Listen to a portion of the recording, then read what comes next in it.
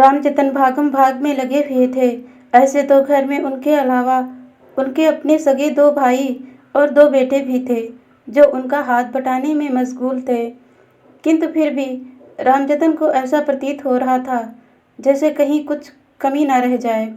वो किसी भी तरह की कोई भी छोटे से छोटा चूक नहीं करना चाहते थे, जिसके कारण बिटिया के ससुराल में आगे चलकर उन बातों के लिए उसे उलाहने सुनने पड़े।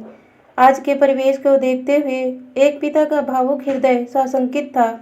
वैसे एक पिता का साशंकित होना लाजमी भी है, कारण कोई भी पिता नहीं चाहेगा कि उसके द्वारा की गई एक छोटी सी छोटी चूक भी भविष्य में उसके बिटिया के सुखमय जीवन में किसी भी प्रकार के दुखद एहसास का घोतक बने।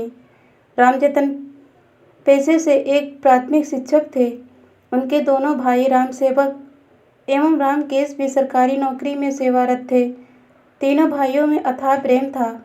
रामजतन जी सबसे बड़े थे। परिवार में सबसे बड़े होने के कारण हेड ऑफ फैमिली का पोस्ट उन्हीं के पास था। परिवार का प्रत्येक सदस्य उनका सम्मान करता एवं सबके लिए उनका प्रत्येक निर्णय सर्वथा सर्वमान्य था। रामजतन जी के परिवार में उनसे छोटे 2 भाई रामसेवक व रामकेश भी सरकारी सेवाओं में सेवारत थे, जबकि उनके 3 बच्चे प्रकाश, सौरभ एवं प्रिया थी। प्रकाश आईपीएस की तैयारी कर रहा था। सौरभ हाई स्कूल की परीक्षा देकर रिजल्ट के इंतजार में था, जबकि प्रिया बीए बीएड कर चुकी थी। संपूर्ण परिवार शिक्षित था। आज से 5 दिनों बाद प्रिया की शादी बगल के गांव में रहने वाले महेश जी के बड़े लड़के दिनेश से होने वाली है। दिनेश रेलवे में कार्यरत है। इसी वर्ष उसकी नौकरी गार्ड के पद पर हुई है। नौकरी लगते ही जैसे शादी करने वालों का उनके घर तांता लग गया। प्रतिदिन 2-4 रिश्ते आने लगे। महेश थोड़े लालची किस्म के इंसान हैं। उन्होंने दिनेश के जन्म से लेकर नौकरी लगने तक जो कुछ भी पैसे अपने बेटे पे खर्च किया है, वह पैसा दहेज के रूप में वसूल कर लेना चाहते हैं। वैसे इस कथनांक में जो इल्जामात महेश जी पर लगाया जा रहा है, आज के परिवेश में अमूमन हर पिता महेश जी के नक्शे कदम पर चल रहा है। दहेज आज हमारे समाज में कर्क रोग, कैंसर की तरह अपना पांव जमा चुका है। यह रोग कैंसर से भी अधिक ज़्यादा पीड़ादायक व खतरनाक है। आज की तारीख में दहेज एक बेटी के बाप के लिए किसी अभिशाप से कदापि कम नहीं है। यह बात आज सभी मानते भी हैं, किंतु इस कुत्सित प्रथा को समाप्त करने को उद्यत कोई नहीं होता। सब चाहते हैं पहल कोई दूसरा करे। इस क्षेत्र में एक ही इंसान जिसके एक बेटा और एक बेटी है, उसके सोच में भी असमानता है। जब बात देने की आती है तो वही इंसान इस प्रथा का धूर विरोधी नजर आता है, परंतु जब दहेज लेने की बारी आती है तो वही व्यक्ति बेटी के बाप का शरीर से रक्त का एक एक कतरा निचोड़ लेना चाहता है। खैर, यह तो बात हुई सामाजिक विषमताओं को प्रथाओं की। अब पुनः बात करते हैं प्रिया के विवाह की। प्रिया घर में इकलौती लड़की होने के कारण बड़े ही नाजों से पली थी। घर में सभी उससे भरपूर स्नेह करते थे। प्रिया भी बड़ी ही संस्कारी लड़की थी, साथ ही पढ़ाई लिखाई, तगाई बुनाई एवं गृह कार्य में दक्ष थी। सुंदरता तो जैसे किसी देवी की प्रतिमा हो। रामजतन जी प्रिया के लिए अच्छे से अच्छा वर घर देखकर उसे विदा करना चाहते थे, और इसी कड़ी में उनके किसी रिश्तेदार ने उन्हें महेश के लड़के दिनेश के बारे में बताया। लड़का देखने में सुखर, हष्ट पृष्ठ एवं सुसभ्य लगा। ऊपर से सरकारी नौकरी, हाथ कंगन को आरसी क्या, पढ़े लिखे को फारसी क्या। शादी तो करनी ही थी।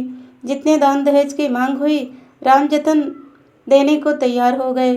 शादी तय हो गई और अब 2 ही 4 दिनों में बारात आने वाली थी, जिसके तैयारी में रामजतन जी जमीन आसमान एक किए हुए थे। रामजतन जी का पूरा घर बड़े ही सलीके से सजाया गया था। नियत समय पर बाजे गाजे के साथ बड़े ही धूमधाम से बारात आई और प्रिया को ब्याह कर अपने संग ले गई।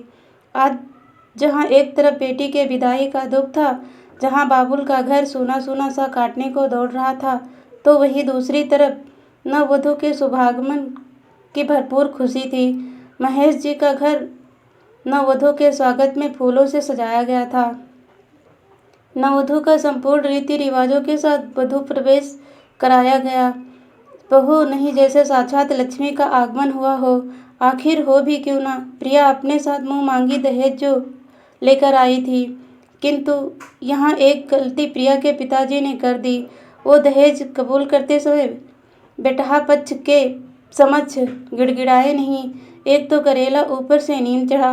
पहले तो गिड़गिड़ाए नहीं, ऊपर से बारातियों का दिल खोल के भरपूर स्वागत।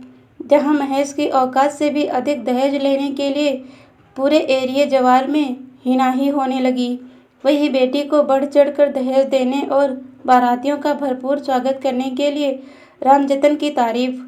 महेश और दिनेश दोनों बाप बेटों को यह बात नागवारा गुजरी। यह अपमान वो सहन न कर सके। शादी के कुछ ही दिन बीते होंगे, प्रिया को तरह तरह की यातनाएं दी जाने लगी।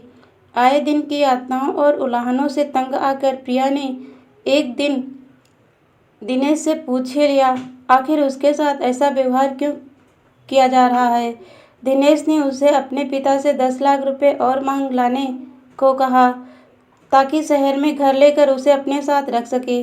पहले तो प्रिया ने अपने पिता से और पैसे मांगने को साफ मना कर दिया, किंतु जब सहनशक्ति जवाब देने लगी तब उसे जबरन अपने पिता से सारी बातें विस्तार पूर्वक बतानी पड़ी।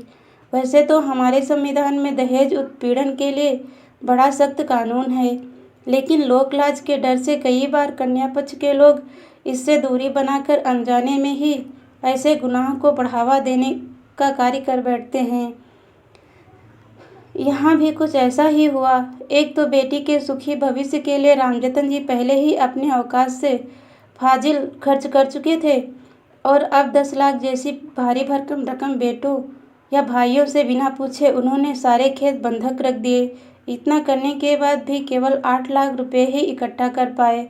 बकाया 2 लाख मार्केट से कर्ज उठाना पड़ा। कर्ज लेकर मांग की गई रकम पूरा कर दामाद को भिजवा दिए। शेर के मुंह अगर एक बार खून लग जाए तो फिर वो शिकार के तलाश में रहने लगता है। अब दिनेश महेश के उकसाने पर बार बार पैसों की मांग करने लगा। इतना ही नहीं, इधर प्रिया को यातनाएं देने की प्रक्रिया भी बदस्तूर जारी रही। प्रिया ने आए दिन की यातनाओं एवं अपने परिजनों पर की जाने वाली हर दिन की गलत टीका टिप्पणी से तंग आकर एक दिन अपने ऊपर मिट्टी तेल छिड़क कर खुद को आग के हवाले कर दिया। इस खबर ने आग में घी डालने का काम किया। रामजतन जी को ऐसा सदमा पहुंचाया कि हृदयाघात के कारण उनके प्राण पखेरु हुई उड़ गए। मामला पहले थाने में फिर कोर्ट पहुंचा। आज महेश का पूरा परिवार सलाखों के पीछे अपने अक्षम्य कुकर्म की सजा पा रहा है। आखिर अब तक इस दहेज ने न जाने कितने घरों को बर्बाद किया, न जाने कितनी प्रियाओं को आग विष कुएं गैस और न जाने कितने और तरह के असमय मौत के हवाले किया, किंतु फिर भी हम सभी इस कुत्सित कुप्रथा के दुष्प्रभाव से खुद को क्यों अलग नहीं कर पा रहे। इस प्रथा को बढ़ावा देने में जितने जिम्मेदार दहेज लेने वाले हैं, उतने ही जिम्मेदार देने वाले भी हैं।